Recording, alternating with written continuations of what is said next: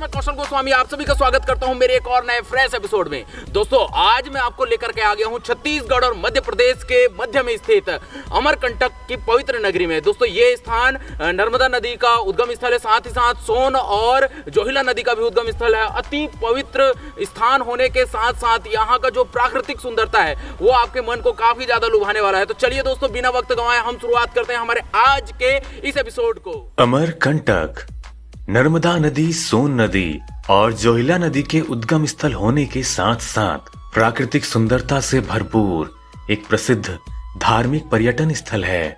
महाकाल की पहाड़ियों में स्थित अमरकंटक मध्य प्रदेश के अनूपपुर जिले का लोकप्रिय हिंदू तीर्थ स्थल है। समुद्र तल से 1065 मीटर ऊंचे इस स्थान पर ही मध्य भारत के विंध्य और सतपुड़ा की पहाड़ियों का मेल होता है। नर्मदा नदी यहाँ से पश्चिम की तरफ और सोन नदी पूर्व दिशा में बहती है। यहाँ के खूबसूरत झरने, पवित्र तालाब, ऊंची पहाड़ियों और शांत वातावरण सैलानियों को मंत्र मुग्ध कर देते हैं। प्रकृति प्रेमी और धार्मिक प्रवृत्ति के लोगों को यह स्थान काफी पसंद आता है। अमरकंटक की महिमा कई पौराणिक कथाओं, परंपराओं और किंवदंती में रहा है। कहा जाता है कि भगवान शिव की पुत्री नर्मदा जीवन दायिनी नदी के रूप में यहाँ से बहती है। माता नर्मदा को समर्पित यहाँ अनेक मंदिर बने हुए हैं जिन्हें दुर्गा की प्रतिमूर्ति माना जाता है। अमरकंटक बहुत से आयुर्वेदिक पौधों के लिए भी प्रसिद्ध है। वायु मार्ग अमरकंटक का निकटतम एयरपोर्ट जबलपुर में है जो लगभग 245 किलोमीटर की दूरी पर है। रेल मार्ग पेंड्रा रोड अमरकंटक का नजदीकी रेलवे स्टेशन है जो लगभग 35 किलोमीटर दूर है। सुविधा के लिहाज से अनूपपुर रेलवे स्टेशन अधिक बेहतर है जो अमरकंटक से 72 किलोमीटर दूर है। सड़क मार्ग अमरकंटक मध्य प्रदेश और निकटवर्ती शहरों से सड़क मार्ग से जुड़ा हुआ है। पेंड्रा रोड, बिलासपुर और शहडोल से यहाँ के लिए नियमित बसों की व्यवस्था है।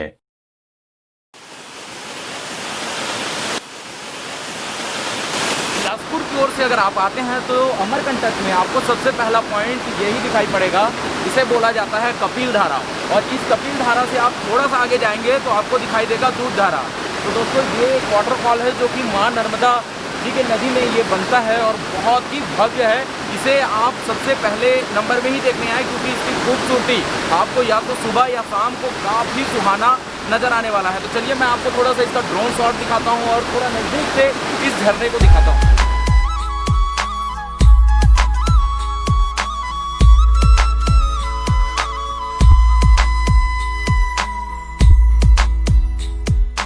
लगभग 100 फीट की ऊंचाई से गिरने वाला कपिल धारा झरना बहुत सुंदर और लोकप्रिय है।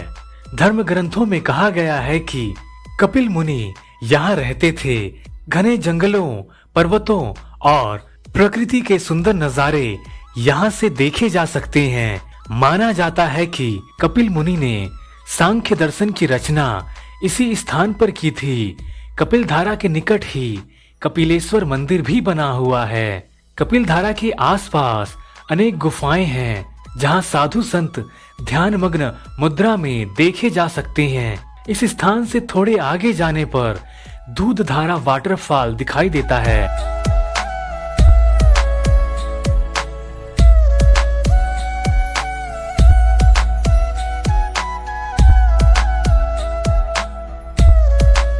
नर्मदा मंदिर उद्गम स्थल एवं प्राचीन मंदिर। नर्मदा कुंड नर्मदा नदी का उद्गम स्थल है। इसके चारों ओर अनेक मंदिर बने हुए हैं। इन मंदिरों में नर्मदा और शिव मंदिर, कार्तिकेय मंदिर, श्री राम जानकी मंदिर, अन्नपूर्णा मंदिर, गुरु गोरखनाथ मंदिर, सूर्य नारायण मंदिर, वंगेश्वर महादेव मंदिर, दुर्गा मंदिर, शिव परिवार, सिद्धेश्वर महादेव मंदिर, श्री राधा कृष्ण मंदिर और 11 रुद्र मंदिर आदि प्रमुख हैं। कहा जाता है कि भगवान शिव और उनकी पुत्री नर्मदा यहाँ निवास करते थे। माना जाता है कि नर्मदा उद्गम की उत्पत्ति शिव की जटाओं से हुई है, इसलिए शिव को जटा शंकर कहा जाता है। माना जाता है कि पहले इस स्थान पर बांस का झुंड था, जिससे मां नर्मदा निकलती थी। बाद में रेवा नायक द्वारा इस स्थान पर कुंड और मंदिर का निर्माण करवाया गया।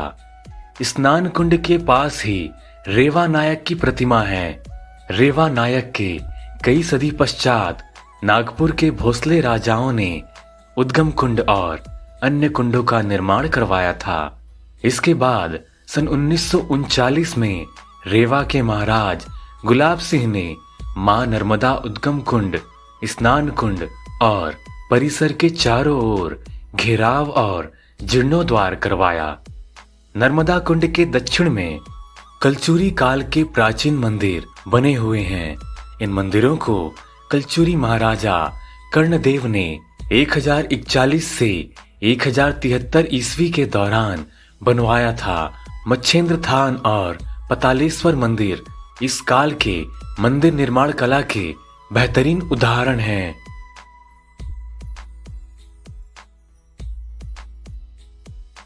मां नर्मदा जी के मंदिर का दर्शन करने के बाद आप प्राचीन मंदिर दर्शन करते हुए मेरे पीछे आप देख सकते हैं श्री यंत्र पहुंच सकते हैं।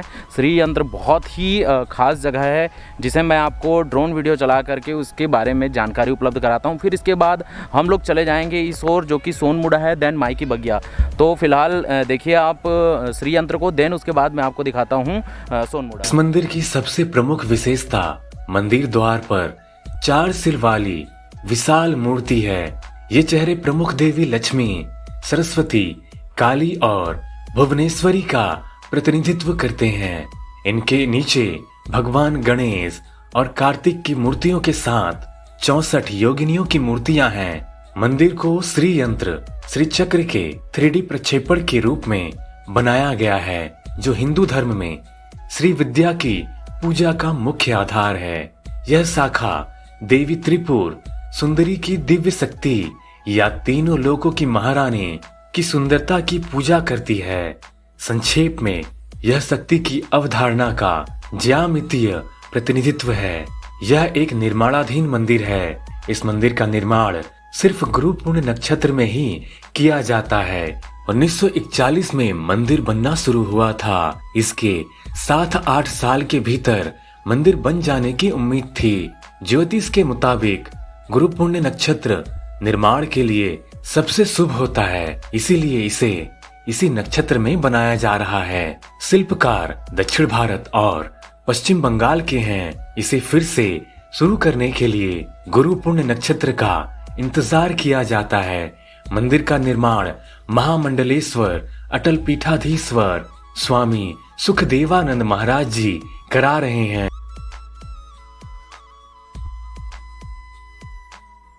दोस्तों अगला पॉइंट सोनमुड़ा पहुंच चुके हैं हम लोग श्री यंत्र के बाद, और आप इधर देख सकते हैं बहुत सारे बंदर यहाँ पे हैं। जो ये भाई लोग हैं वो चना वना बेचते हैं और इन लोगों को खिलाते हैं। तो आप यहाँ पे इनको चना वगैरह खिला सकते हैं, लेकिन थोड़ा सावधानी रखेंगे क्योंकि बहुत आसान है। चलिए मैं आपको दिखाता हूँ सोनमुड़ा का शानदार व्यू, और साथ ही साथ यहाँ से जुड़ी जो भी कहानियाँ हैं उन सभी के बारे में आपको जानकारी उपलब्ध कराता हूँ। सोनमुड़ा सोन नदी और भद्र नदी का उद्गम स्थल है। ये दोनों नदियां अपने उद्गम स्थल से कुछ ही दूरी पर मिल जाती हैं और सोनभद्र कहलाती हैं। सोनभद्र उद्गम स्थल से कुछ ही दूरी पर लगभग 100 फीट का झरना बनाती हैं। इसी स्थान में अमरकंटक का सबसे सुंदर व्यू पॉइंट है, जहां से पहाड़, जंगल और झरना का काफी खूबसूरत सीनिक व्यू दिखाई देता है। इसीलिए इस स्थान को अपने अद्भुत सौंदर्य के कारण जाना जाता है।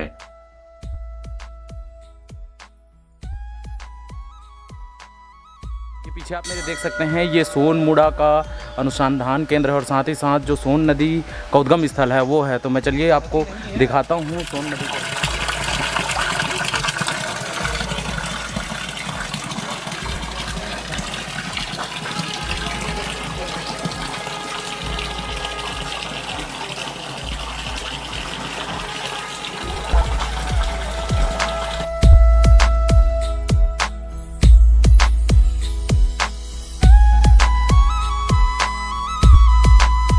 माई की बगिया। माई की बगिया माता नर्मदा को समर्पित है। इसे चरणोदक कुंड के नाम से भी जाना जाता है। कहा जाता है कि इस हरी भरी बगिया के स्थान से शिवपुत्री नर्मदा पुष्पों को चुनती थी। यहाँ प्राकृतिक रूप से आम, केले और अन्य बहुत से फलों के पेड़ उगे हुए हैं। साथ ही गुल बकावली और गुलाब के सुंदर पौधे यहाँ की सुंदरता में बढ़ोतरी करते हैं। पुराणों में ऐसा कहा गया है कि मां नर्मदा अपनी सखी गुल बकावली के साथ यहाँ खेला करती थी। ऐसा कहा जाता है कि गुल बकावली पूर्व काल में एक सुंदर कन्या के रूप में थी। गुल बकावली पुष्प के अर्क से नेत्र रोग के लिए औषधि बनाई जाती है, जो नेत्र रोगियों के लिए लाभकारी होती है।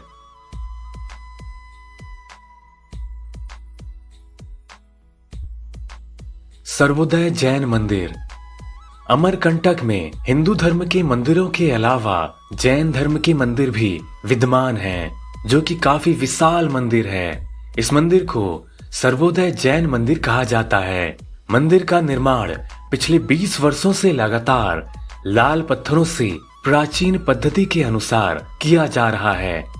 मंदिर का निर्माण बिना किसी लोहे और सीमेंट के इस्तेमाल से सिर्फ चूना, गोंद एवं प्राचीन तकनीक से किया जा रहा है। मंदिर के गर्भगृह में भगवान आदिनाथ जी के पंचधातु से निर्मित 24 टन की प्रतिमा तथा 17 टन के कमल सिंहासन पर विराजमान है। इस प्रकार प्रतिमा और कमल सिंहासन का कुल वजन 41 टन है। मंदिर अभी भी निर्माणाधीन है।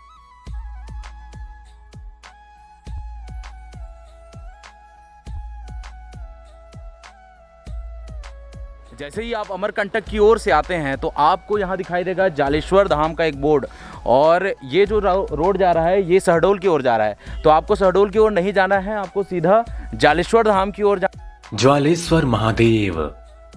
श्री ज्वालेश्वर महादेव मंदिर अमरकंटक से 8 किलोमीटर दूर शहडोल रोड पर स्थित है। यह खूबसूरत मंदिर भगवान शिव को समर्पित है। यहीं पे अमरकंटक की तीसरी नदी जोहिला नदी की उत्पत्ति होती है। विंध्य वैभव के अनुसार भगवान शिव ने यहाँ स्वयं अपने हाथों से शिवलिंग स्थापित किया था और मैकाल की पहाड़ियों में असंख्य शिवलिंग के रूप में बिखर गए थे। पुराणों में इस स्थान को महारुद्र मेरु कहा गया है। माना जाता है कि भगवान शिव अपनी पत्नी पार्वती के साथ इस रमणीय स्थान पर निवास करते थे। मंदिर के नजदीक एक बहुत खूबसूरत सनसेट पॉइंट है।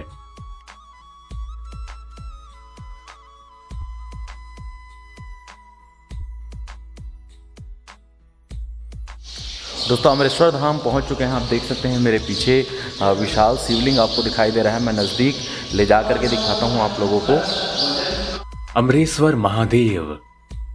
यह मंदिर अमरकंटक से 10 किलोमीटर दूर मध्य प्रदेश और छत्तीसगढ़ की सीमा पर ज्वालेश्वर मंदिर के पास स्थित है। मंदिर का अधिकांश भाग छत्तीसगढ़ की सीमा के अंदर है। यहाँ विशाल शिवलिंग है जिसकी ऊंचाई 11 फीट है और शिवलिंग का वजन 51 टन है। इस शिवलिंग पर अभिषेक करने के लिए सीढ़ियां लगाई गई हैं।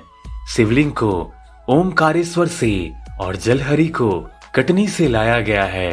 इस मंदिर में 12 ज्योतिर्लिंग भी स्थापित की गई हैं।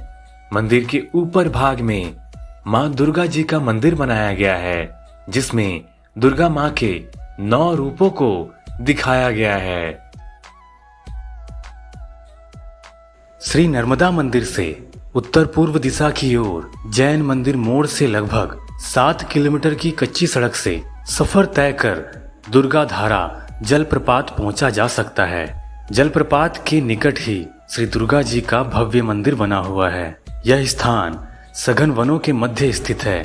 दुर्गा धारा एक बहुत छोटा जलप्रपात है, लेकिन बहुत ही सुंदर है।